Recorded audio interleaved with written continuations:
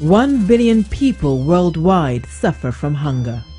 The aim of the Hunger Project is to end this suffering once and for all in countries like Africa, India, Bangladesh and Latin America. I think it's disgraceful. I mean, when you think about what's going on in the world on a day-to-day basis, and when you see and you hear things like that, I mean, you can't actually imagine that we're in a world where we're able to just, you know, go into every shop and we're able to take on technology as we do, and yet we're allowed to do that, and yet there are countries and people abroad that are barely surviving. And barely surviving is not acceptable in the 21st century. It's not only the usual suspects that are advocating global transformation. Many people in the art world are also looking towards global change.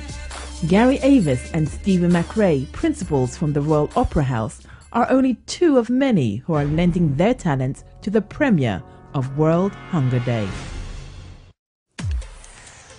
I think helping to rid the world of hunger is such a vital thing that we should all get behind. Every human being is equal. We're all born the same. We all have the right to live the life you want to live, to learn what it is you want to learn, to study what it is you want to study, and to better yourself.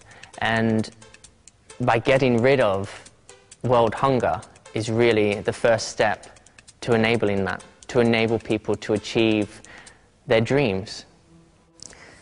Being a dancer at the Royal Ballet, we're used to being looked after. We're surrounded by a supportive team that enable us to develop and create these amazing ballets and the roles that we're doing in a way that puts us in a little bubble away from the rest of the world. We're able to progress and strengthen in an environment that enables you to do that. Fortunately, though, with our career, we get to travel the world. And we get to go to some of the most beautiful cities in the world. However, I have been to some cities that are far more underprivileged, and I've seen the hunger and the deprived areas for myself. And seeing it for yourself face to face is quite shocking. And it makes you step out of that bubble that you've been put in, and you realize that there is so much pain in the world that perhaps a lot of us just are unaware of. And when you become aware of it, you want to be part of doing something to help it. Well, not one person can change the world, but together, a lot of people really can make a big change. You know, that's why I took on board being patron with the Hunger Project, because I like to think that in some little way, what I do and what I am able to give out as a performance, or whether it's nurturing talent or whatever, that might be in some way helping in some little way.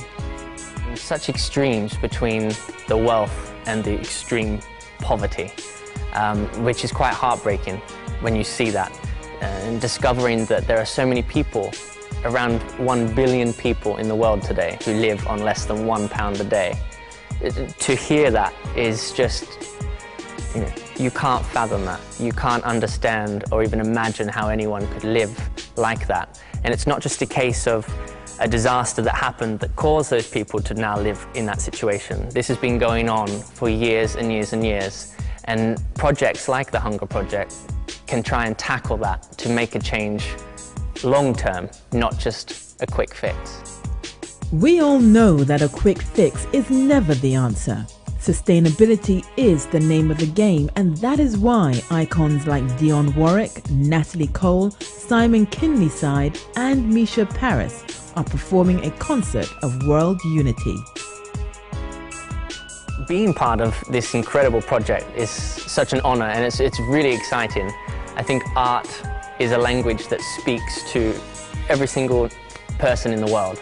There is no language barrier when it comes to art. You really can communicate with everyone through art.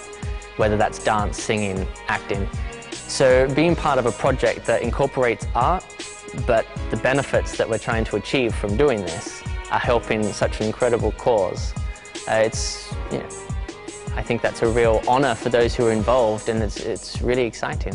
You've got to spread a word of joy rather than making it very, very sad and very, I mean, we're obviously focused, but I think the point is that you want to celebrate, and you want to celebrate the fact that people are wanting to give and to help these people and to help nurture their abilities. So hopefully, you know, a concert like this is going to give them the belief that there are people elsewhere that believe in their cause and in their situation. So, you know, if they can get that tool of believing in themselves, then they can go forward and build.